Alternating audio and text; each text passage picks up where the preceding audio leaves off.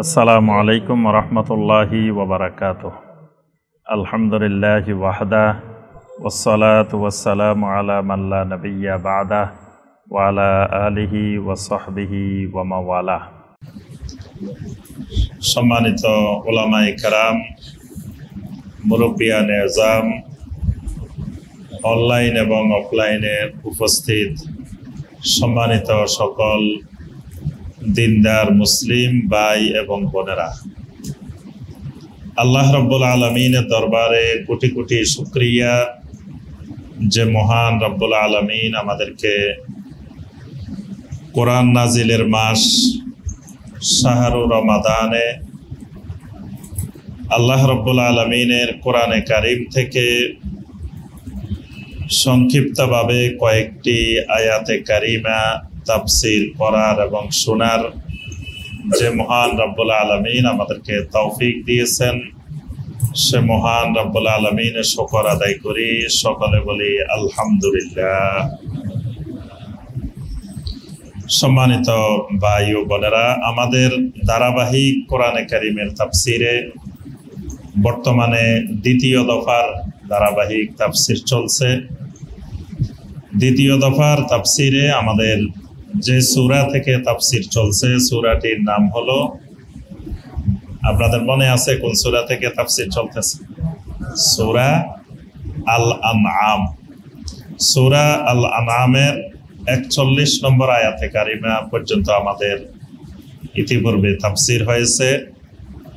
আজকে সূরা আল আনআমের ৪২ নম্বর আয়াতে কারিমা থেকে আমাদের তাফসীর হবে ইনশাআল্লাহ। আজকের তাফসীর হলো আমাদের দ্বিতীয় দফার ধারাবাহিক তাফসীরে সূরা আল আনআমের ৩য় পর্বের তাফসীর হবে ইনশাআল্লাহ।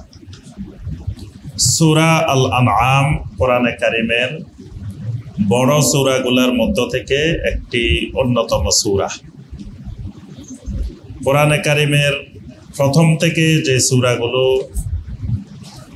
আল্লাহ রাব্বুল আলামিন নাজিল করেছেন, যে সূরাগুলোকে ধারাবাহিক একত্রিত করা হয়েছে, জমা করা হয়েছে, তো প্রথম যে সূরাটা কোরআনে কারিমের ১ নম্বর সূরা, সেই সূরাটার নাম কি?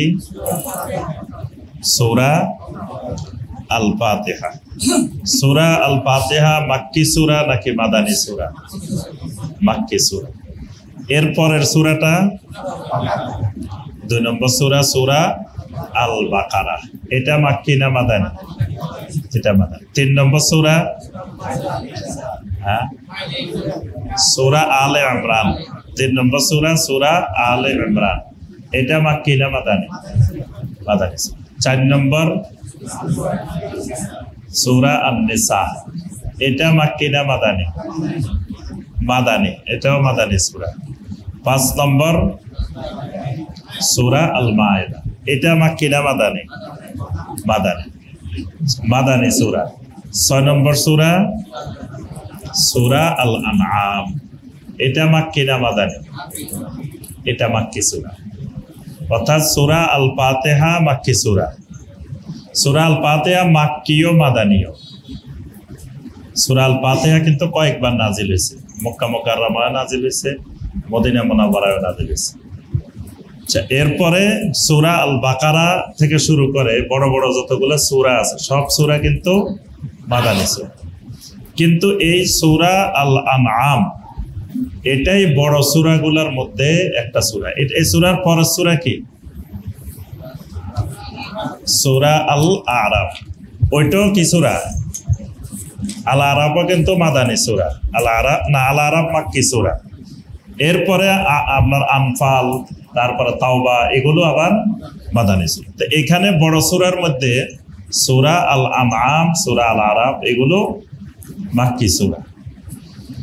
সূরা আল আনআম কোরআনে কারিমের এমন একটি সূরা যে সূরার মধ্যে আল্লাহ রাব্বুল আলামিন নূহ আলাইহিস সালামের যুগ থেকে শুরু করে যত শিরক হয়েছে পৃথিবীতে, শিরকের সূচনা কত সালে বলেন তো দেখি? শিরক শুরু হয়েছে কবে থেকে? নূহ আলাইহিস সালাম আসার আগে শুরু হয়েছে। মানে নূহ আলাইহিস সালাম আসার আগে শুরু হয়েছে।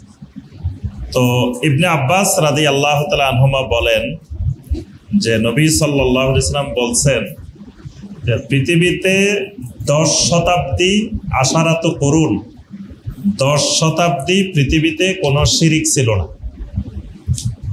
10 শতাব্দীতে কত বছর? 1000 বছর। 1000 বছর পৃথিবীতে কোনো শিরক ছিল না। 1000 বছর পরে আস্তে আস্তে পৃথিবীর মধ্যে শিরকের সূচনা হয়। তো শিরিক যখন আরম্ভ হয়, শিরিক শুরু হয়ে যায়, তারপরে আল্লাহ সুবহানাহু ওয়া তাআলা নূহ আলাইহিস সালামকে নবী বানিয়ে, রাসূল বানিয়ে আল্লাহ পাক পাঠিয়েছেন। তাহলে নূহ আলাইহিস সালামের আরো আগ থেকে পৃথিবীতে শিরিকের সূচনা। তাহলে শিরিকের বয়স হাজার হাজার বছর। তো এই হাজার হাজার বছর পৃথিবীতে মানুষ বিভিন্নভাবে শিরিক করছে। এক এক অঞ্চলে, এক এক এলাকায়, এক এক যুগে, এক এক সময় এক এক ধরনের শিরকে মানুষ নিমজ্জিত হয়েছে। তো সূরা আল আনআমের মধ্যে আল্লাহ রাব্বুল আলামিন এই যত শিরক হয়েছে পৃথিবীতে, সমস্ত শিরকের বিষয়ে আল্লাহ রাব্বুল আলামিন এই উম্মতকে সতর্ক করে ওই শিরকগুলোর বিষয়ে এই সূরা আল আনআমের মধ্যে আল্লাহ পাক আলোচনা করেছেন। এই কারণে শিরিক, তাওহীদ এবং শিরিক শিখতে হইলে সূরা আল আনআম খুবই গুরুত্বপূর্ণ। এই সূরার অধিকাংশ আয়াত দেখবেন তাওহীদ এবং শিরিকের সাথে সংশ্লিষ্ট। তা আমরা 41 নম্বর আয়াতে কারিমা পর্যন্ত আমরা অনেকগুলো বিষয় আলোচনা দেখেছি। আজকে যেখান থেকে আমাদের তাফসীর, এখানে আল্লাহ রাব্বুল আলামিন ঈমানদারদেরকে, মুমিনদেরকে সান্ত্বনা দেওয়ার জন্য এই আয়াতে কারিমাগুলো নাজিল করেছেন। আর মক্কা মুকাররমাতে নবী সাল্লাল্লাহু আলাইহি ওয়াসাল্লাম দোয়া করছিলেন যে আল্লাহ, যে মক্কার মানুষগুলোর মধ্যে একটা ভয়াবহ দুর্ভিক্ষ এনে দেন, তাহলে দুর্ভিক্ষের কষ্টে এরা হয়তো তাওহীদের দিকে, ঈমানের দিকে ফিরে আসার সম্ভাবনা আছে। তো কিন্তু তাদেরকে ওই দুর্ভিক্ষ আল্লাহ পাক দিয়েছেন, কিন্তু দুর্ভিক্ষের পরেও মক্কার মুশরিকদেরকে ঈমানের দিকে নরম করতে পারে নাই। দুর্ভিক্ষ তাদেরকে ঈমানের দিকে আগিয়ে আসতে সহযোগিতা করতে পারেনি। এই কারণে আল্লাহ পাক এই আয়াতগুলোর মধ্যে সেই বিষয়টি উল্লেখ করেছেন। ওয়ালাকাদ আরসালনা ইলা উমামিম মিন ক্বাবলিকা, আপনার আগে যত জাতির নিকটে, উম্মতের নিকটে আমি রাসূল পাঠিয়েছি। ফা আখাযনাহুম বিল বাসাই ওয়াদ দাররা, রাসূল পাঠানোর পরে আমি তাদেরকে বিভিন্ন বিপদ আপদ দিয়ে, দুঃখ কষ্ট দিয়ে, মুসিবত দিয়ে তাদেরকে পাকড়াও করেছিলাম। লাআল্লাহুম ইয়াতাদাররাউন, যাতে তারা ঈমানের দিকে নমনীয় হয়, ঈমানের দিকে এগিয়ে আসে। মানে ওই রাসূলকে সহযোগিতা করার জন্য আমি ওই কওমকে বড় বড় বিপদ আপদ, বিভিন্ন ধরনের আযাব, এগুলো দিয়ে আমি তাদেরকে পাকড়াও করেছিলাম এই উদ্দেশ্যে যাতে তারা ঈমানের দিকে, তাওহীদের দিকে ফিরে আসতে পারে। ফালাউলা ইদ জাআহুম বাসুনা তাদাররু ওয়ালাকিন কাসাত কুলুবুহুম, আল্লাহ রাব্বুল আলামিন বলেন ফালাউলা ইজ জাআহুম বাসুনা তাদাররু, তাদের কি হলো, তাদের কি কারণ থাকতে পারে, তাদের কাছে আমার বিপদ আপদ আসার পরেও তারা কেন নমনীয় হয় নাই। মানে এই জাতি, এই কওম, এদের কাছে আমি এরকম দুর্ভিক্ষ বিপদ আপদ দেওয়ার পরেও এই জাতি নমনীয় হয় নাই, ঈমানের দিকে ফিরে আসে নাই। ওয়ালাকিন কাসাত কুলুবুহুম, বরং তাদের অন্তর আরো কঠিন হয়ে গেছে। মানে বিপদ আসার আগে যা ছিল, বিপদ আসার পরে তাদের অন্তর আরো কঠিন হয়ে গেছে। ওয়াসাইয়ানা লাহুমুশ শাইতানু মা কানু ইয়ামালুন, তারা যে আমলগুলো করত, যে কাজগুলো করত, শয়তান এই কাজগুলোকে সুশোভিত করে দিয়েছে। তাদের আমলগুলোকে, কাজগুলোকে শয়তান তাদের জন্য সুশোভিত করে দিয়েছে। এই কারণে শিরিকের আমল, বেদাতের আমল বাহ্যিকভাবে দেখতে অনেক সুন্দর দেখা যায়, কারণ শয়তান এগুলোকে সুশোভিত করে দেয়, চাকচিক্যময় করে দেয়, উপর দিয়ে সুন্দর করে দেয়। ফালাম্মা নাসু মা যুক্কিরু বিহি ফাতাহনা আলাইহিম আবওয়াবা কুল্লি শাই। ফালাম্মা নাসু, অতঃপর যখন তারা ভুলে গেল, মা যুক্কিরু বিহি, তাদেরকে যে বিষয়ে নসিহত করা হয়েছিল, উপদেশ দেওয়া হয়েছিল, তাদেরকে কিতাবের মাধ্যমে, আমার রাসূলের মাধ্যমে যেই উপদেশগুলো দেওয়া হয়েছিল, এগুলো যখন তারা ভুলে গেল, ফাতাহনা আলাইহিম আবওয়াবা কুল্লি শাই, তখন আমি তাদের উপরে প্রত্যেক জিনিসের দরজাগুলো খুলে দিলাম। মানে প্রত্যেক জিনিসের দরজাগুলো তাদের উপরে খুলে দিলাম, অর্থাৎ দুনিয়ার যত রকমের নেয়ামত আছে, দুনিয়ার যত জিনিস আছে, প্রত্যেক জিনিস তাদের জন্য উন্মুক্ত করে দিলাম। মানে এটা আল্লাহ পাকের একটা কঠিন পরীক্ষা। মানে তারা আল্লাহকে ভুলে গেছে, তো ভুলে যাওয়ার পরে স্বাভাবিক ছিল আল্লাহ তাদেরকে এগুলো ছিনিয়ে নিবেন, তাদের এগুলো কমায় দিবেন, ধন সম্পদ কমায় দিবেন, প্রভাব প্রতিপত্তি কমায় দিবেন। কমায় না দিয়ে আল্লাহ বলছেন যে আমি কি করছি, একেবারে দরজা সবগুলো খুলে দিছি তাদের। হাত্তা ইযা ফারিহু বিমা উতু, অবশেষে যখন তাদেরকে যা দেওয়া হয়েছে এগুলো নিয়ে তারা যখন মহা আনন্দে মত্ত হয়ে গেল, যখন এই সব সম্পদ সবকিছু তারা পেয়ে গেল, তারা এবার আরো মহা আনন্দে আল্লাহ নাফরমানি আরো বাড়াই দিচ্ছে। আখাযনাহুম বাগতাতান, এরপরে আমি তাদেরকে পাকড়াও করেছি হঠাৎ করে। মানে তাদের ওই আনন্দ উল্লাসের মধ্যেই, তাদের এমন আনন্দ উল্লাস যে তারা, আমি আল্লাহকে বলেই গিয়েছিল একেবারে, কারণ আমি তাদেরকে তো সব দরজা খুলে দিছি। এরপরে আখাযনাহুম বাগতাতান, হঠাৎ করে আমি আল্লাহ তাদেরকে পাকড়াও করেছি। ফাইদা হুম মুবলিসুন, এমন ভাবে পাকড়াও করেছি হঠাৎ তারা কি করবে সেটাই বুঝতে পারতেছে না, তারা হতাশ হয়ে গেছে, নিরাশ হয়ে গেছে। মুবলিসুন ইবলিস থেকে, ইবলিস মানে নিরাশ হওয়া, হতাশ, মানে এমন হতাশ হয়ে গেছে, কি করবে, কোথায় পালাবে সেটাও খুঁজে পাচ্ছে না। আখাযনাহুম বাগতাতান, আল্লাহ পাক এমন ভাবে হঠাৎ করে পাকড়াও করছেন, দুপুরে খাওয়ার জন্য কত রং বেরঙের আইটেম পরে যায় মানুষ খাইছে। কি ভুলে গেছেন নাকি আপনারা? গণভবনে যাই, জনগণে যাই খাইছে এগুলা, কত খাবার, কত জিনিস আল্লাহ রাব্বুল আলামিন সব খুলে দিছিলেন। খুলে দেওয়ার পরে অহংকারিতা, দাম্ভিকতা এমন চূড়ান্ত পর্যায়ে পৌঁছছে, আল্লাহ পাক আখাযনাহুম বাগতাতান ফাইযা হুম মুবলিসুন, এমন ভাবে আল্লাহ পাক হঠাৎ করে পাকড়াও করেন। আল্লাহ বলেন তখন সে কোথায় যাবে, কোথায় পালাবে, কি করবে সেটারে আর খুঁজে পায়। এটা আল্লাহ পাক বলছেন পূর্বেকার এই নবীর উম্মতদেরকে যখন তারা আল্লাহকে ভুলে এরকম করেছিল, তখন আল্লাহ সুবহানাহু ওয়া তাআলা তাদেরকে এভাবে পাকড়াও করেছিলেন। যেমন ফেরাউনকে পাকড়াও করেছিলেন, নমরুদকে পাকড়াও করেছিলেন, আরো বড় বড় কুফফারদেরকে, মুশরিকদেরকে আল্লাহ পাক এইভাবে পাকড়াও করেন। তা আল্লাহ পাকের পাকড়াও করার নিয়ম হলো, ধরার আগে আল্লাহ প্রথমে তার জন্য সব উন্মুক্ত করে দেন, ছেড়ে দেন। সে তখন এগুলো পাইতে পাইতে পাইতে পাইতে তার সাহস বাড়ি যায়, সে মনে করে আমি তো সব পাইতেছি, তার আল্লাহর কি দরকার, আর তো আল্লাহর দরকার নাই। আল্লাহ পাক তখনই তাকে পাকড়াও করেন।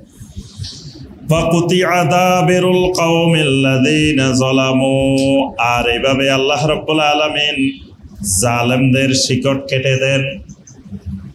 এইভাবেই আল্লাহ রাব্বুল আলামিন যুগে যুগে পৃথিবীতে আল্লাযীনা যালামু, যারা জুলুম করেছে, যারা জালেম ছিল, তাদের কুতিআ দাবের, দাবের মানে একবার শিকড়, নিচের অংশ, পিছনের অংশ, আল্লাহ পাক এইভাবেই শিকড় কেটে দেন।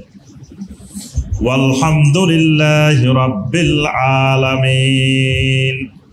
আর জালেমদের পতনের পরে, জালেমদের শিকড় কাটার পরে বান্দার উচিত এভাবে প্রশংসা করা আলহামদুলিল্লাহি রাব্বিল আলামিন, মানে জালেমকে আল্লাহ ছাড়া পৃথিবীর কোনো শক্তি তাকে দমন করার, তার শিকট কাটার আর কোনো শক্তি পৃথিবীতে নাই। যখন জালেমের পতন হয় তখন জনগণ বলবে আলহামদুলিল্লাহি রাব্বিল আলামিন, সমস্ত প্রশংসা আল্লাহ রাব্বুল আলামিনের জন্য। মানে তখন আনন্দে আত্মহারা না হয়ে তার করণীয় হলো আল্লাহ শুকরিয়া আদায় করা, আল্লাহ সুবহানাহু ওয়া তাআলার বেশি বেশি প্রশংসা করা, শুকরিয়া আদায় করা যে আল্লাহ আমাদেরকে এত বড় জুলুম থেকে আল্লাহ আমাদেরকে মুক্তি দিয়েছেন। কুল আরাআইতুম ইন আখাযাল্লাহু সামআকুম ওয়া আবসারাকুম ওয়া খাতামা আলা কুলুবিকুম মান ইলাহুন গায়রুল্লাহি ইয়াতীকুম বিহি। এখান থেকে আল্লাহ রাব্বুল আলামিন যারা শিরিক করে, বিভিন্ন বাতিল মাবুদের ইবাদত করে, তা আল্লাহ রাব্বুল আলামিন এই বাতিল মাবুদদের অসারতা, বাতিলতা প্রমাণ করার জন্য প্রশ্নবোধক ভাবে আল্লাহ পাক প্রশ্ন করেছেন। কুল আরাআইতুম, রাসূল আপনি তাদেরকে জিজ্ঞাসা করেন, তোমরা কি এই জিনিসটি কখনো চিন্তা করে দেখেছো, ভেবে দেখেছো? ইন আখাযাল্লাহু সামআকুম, যদি আল্লাহ রাব্বুল আলামিন তোমাদের শ্রবণ শক্তি যদি কেড়ে নেন, তোমাদের যে শোনো তোমরা শ্রবণ শক্তি, এটা যদি আল্লাহ পাক তোমাদের থেকে ছিনিয়ে নেন, ওয়া আবসারাকুম, তোমাদের দৃষ্টি শক্তি যদি আল্লাহ তোমাদের থেকে ছিনিয়ে নেন, আল্লাহ তোমাদের দৃষ্টি শক্তি নিয়ে গেলেন, ওয়া খাতামা আলা কুলুবিকুম, তোমাদের অন্তরের উপরে যদি আল্লাহ মোহর মেরে দেন, ছাপ মেরে দেন, সিল মেরে দেন। অন্তরে সিল মারাটা কি? অন্তরে সিল মারা, অন্তরে মোহর মারা মানে কি? কে বলবেন? একজনে বলেন দেখি। জি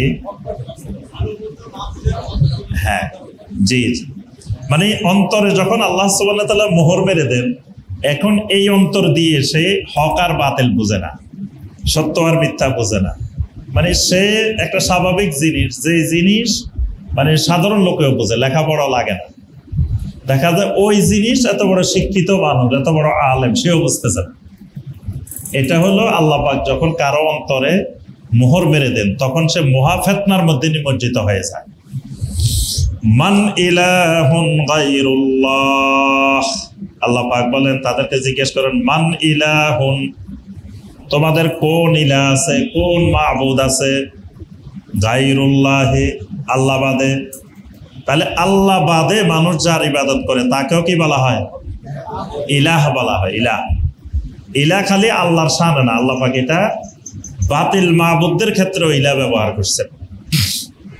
এখানে শব্দটা বাতিল মাবুদদের ব্যাপারে। মান ইলাহুন গায়রুল্লাহ, যে আল্লাহ ছাড়া তোমাদের আর কোন ইলাহ আছে, ইয়াতীকুম বিহি, তোমাদের ওই শ্রবণ শক্তি, দৃষ্টি শক্তি, অন্তরের মোহর মেরা, এগুলা সব তোমাদেরকে আবার ফিরিয়ে এনে দিবেন।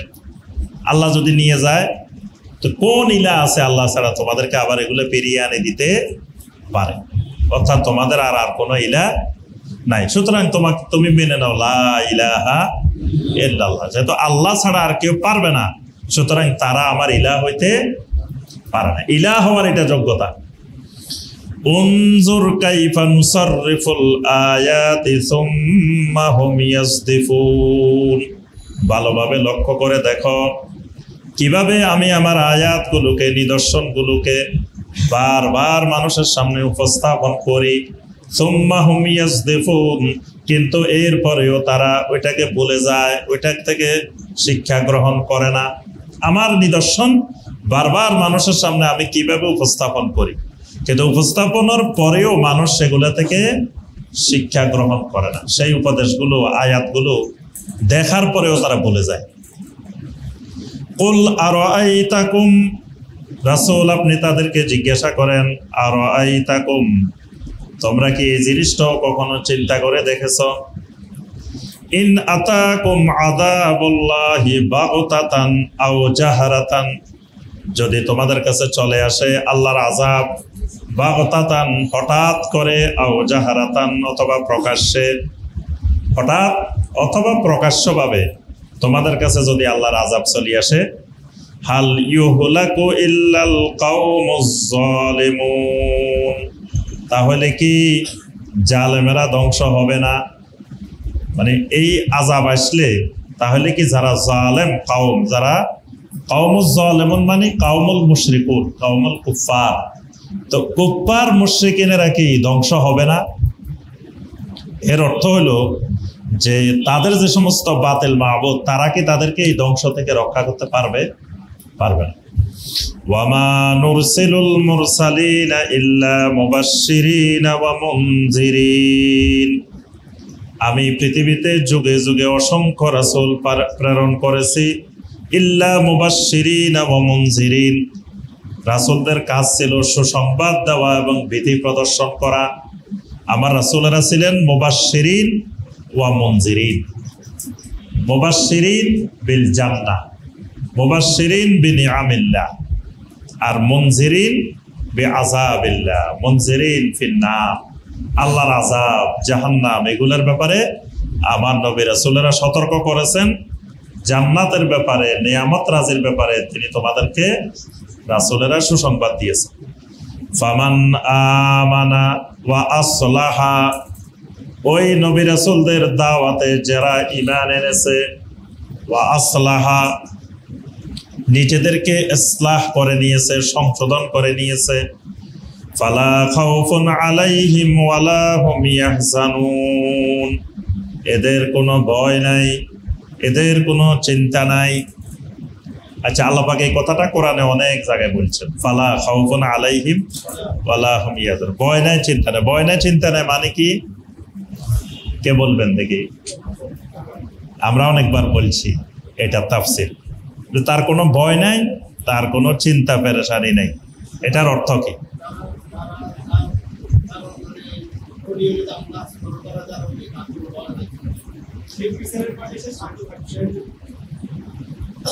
এটার একটা তাফসীর আছে, ফালা খাউফুন আলাইহিম ফীমা ইস্তাকবিলুনাহু ওয়ালা হুম ইয়াহজানুন ফীমা ইয়াতরুকুনাহু, মানে ফালা খাউফুন আলাইহিম, তার কোনো ভয় নেই। কিসের ভয় নেই? ফীমা ইস্তাকবিলুনা, মানে তার মৃত্যুর পরে যে ঘাটিগুলো আসবে, 1 নম্বর ঘাটি কবর, তারপরে 2 নম্বর ঘাটি বাস, পুনরুত্থান, 3 নম্বর ঘাটি হাসর, 4 নম্বর ঘাটি হিসাব, 5 নম্বর ঘাটি মিজান, 6 নম্বর ঘাটি কাউসার, 7 নম্বর ঘাটি সিরাত, এভাবে অনেকগুলো ঘাটি আছে। তো এই যে ঘাটিগুলো তাকে অতিক্রম করতে হবে। ফালা খাউফুন আলাইহিম, কোন স্টেশনে কোন ঘাটিতে তার ভয় নাই। ওয়ালা হুম ইয়াহজানুন, তার কোনো চিন্তা পেরেশানি নাই। কিসের জন্য? ফীমা ইয়াতরুকুনাহু, সে যাদেরকে দুনিয়াতে রেখে গেছে এদের জন্য কোনো চিন্তা পেরেশানি নেই। যেমন আমরা ধরেন আমাদের মা বাবা যারা মারা গেছে তাদের জন্য আমরা অনেক চিন্তা পেরেশানির মধ্যে থাকি না? তো তারাও তো এরকম একটা চিন্তা পেরেশানির মধ্যে থাকে, আরে দুনিয়াতে আমার ছেলেরা কি এসছে, মেয়েরা কি এসছে, অমুক অমুকরা কি এসছে, তারা কি করতেছে। আমরা যেরকম কান্দি তারাও কান্দে, কিন্তু আমরা মনে করি গেলে আমরাই কাঁদতেছে, তারাও এরকম চিন্তা করতে থাকে, পেরেশানি করতে থাকে যে দুনিয়াতে তারা কি অবস্থা আছে। এই জন্য একটা রাওয়ায়াতে আছে, কোনো ব্যক্তি মারা গেলে, মারা যাওয়ার পরে তার সাথে তার পূর্বেকার ওই মুরব্বীদের দেখা হয়। দেখা হওয়ার পরে জিজ্ঞাসা করে যে আমার অমুক কেমন আছে, অমুক কেমন আছে, অমুক কেমন আছে, তোমরা এদেরকে কেমন দেখে আসছো দুনিয়াতে। তো তাহলে আল্লাহ পাক বলেন ওয়ালা হুম ইয়াহজানুন, তারা ওখানে যাওয়ার পরে আল্লাহ পাক তাদেরকে এত নিয়ামত দিয়ে দিবেন, এদের জন্য আর দুঃখ চিন্তা পেরেশানির তাদের কোনো সময় সুযোগও থাকবে না। মানে তারা দুনিয়ার কথা আল্লাহ তাদেরকে ভুলাই দিবেন। মনে থাকবো তাহলে ফালা খাউফুন আলাইহিম মানে কি? ফীমা ইস্তাকবিলুনা, এই শব্দ মনে রাখলে হবে। আর ওয়ালা হুম ইয়াহজানুন ফীমা ইয়াতরুকুনা, ওয়াল্লাযীনা কাযযাবু বিআয়াতিনা ইয়ামাসসুহুমুল আযাবু বিমা কানু ইয়াফসুকুন। প্রথমটা বলছেন ফামান আমানা ওয়া আসলাহা, খালি ঈমান আনলে কিন্তু ফালা খাউফুন আলাইহিম না। আমানার পরে কি আছে? আসলাহা। আসলাহা মানে সংশোধন করে নেওয়া।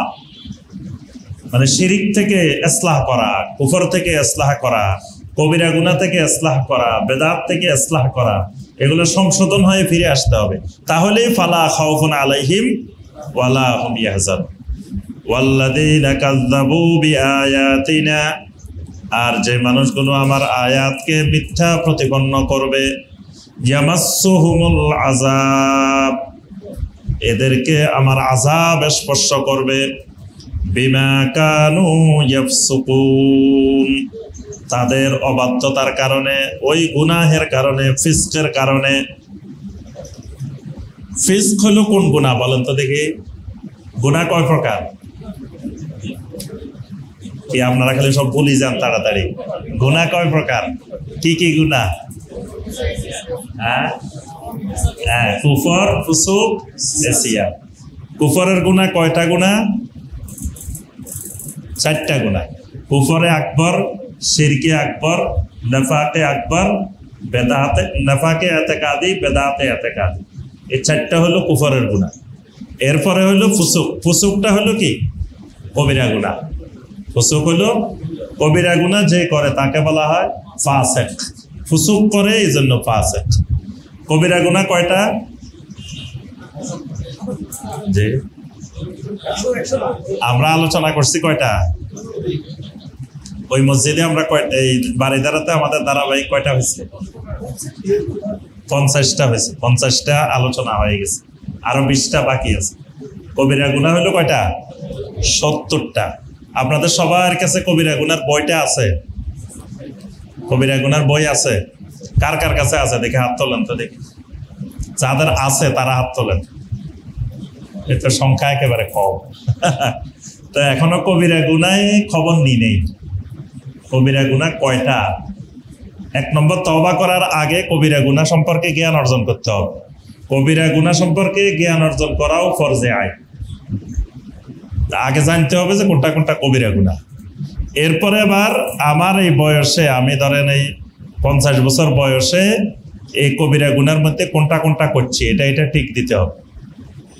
70টার মধ্যে কয়টা করছি? 70টার মধ্যে দেখা যাবে 70টাও হয়তো করে বসে রয়েছে। এরকমও পাওয়া যাবে আল্লাহর বান্দা যে 70টার মধ্যে 70টাই করছে। এবার আপনি একটা একটা করে তওবা করতে হবে। কোনটা তওবা কেমনে হবে, এটা ওইভাবে তওবা করতে হবে। রমাদান মাস তওবার মাস, গুনাহ মাফের মাস। তো এই মাসে তো সবার আগে জরুরি কবিরা গুনাহ নিয়ে বসা। মানুষ শুধু ওই আমল গনে, গুনাহ গনে না। এই জন্য আব্দুল্লাহ বিন মাসউদ রাদিয়াল্লাহু তাআলা আনহু কুফার মসজিদে ওরা যখন তাসবিহ নিয়ে সুবহানাল্লাহ করতেছিল, তখন আব্দুল্লাহ ইবনে মাসউদ রাদিয়াল্লাহু তাআলা মসজিদে গিয়ে বলছেন, ফাউদ্দু সাইয়্যাতিকুম, এগুলা গোনা বন্ধ করো, বসে বসে গুনাহ গনো।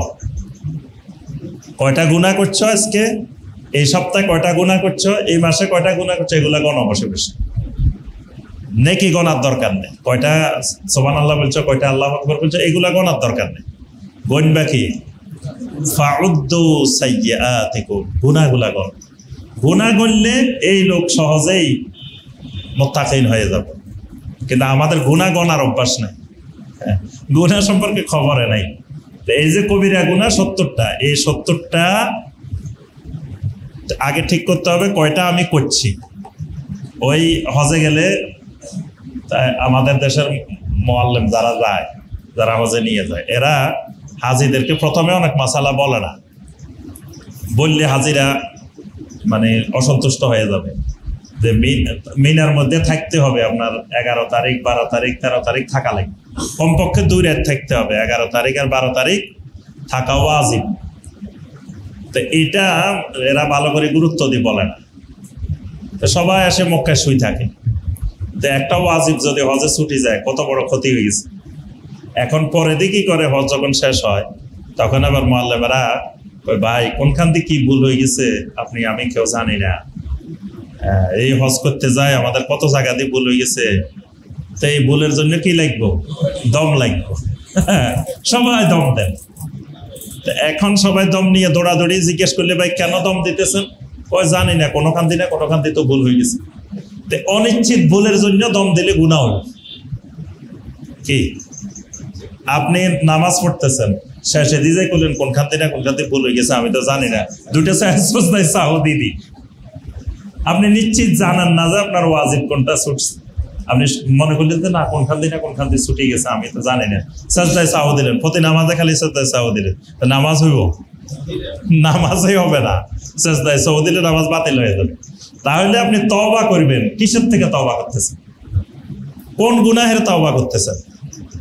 আগে তো আপনি তওবা গুনাহটা নির্দিষ্ট করতে হবে যে আমি সুদ খাইছি, সুদের তওবা করতেছি, ঘুষ খাইছি, ঘুষের তওবা করতেছি, জানা করছি, জানার তওবা করতেছি, তারপরে ডাকাতি করছি, ডাকাতির তওবা করতেছি, চুরি করছি, চুরির তওবা করতেছি।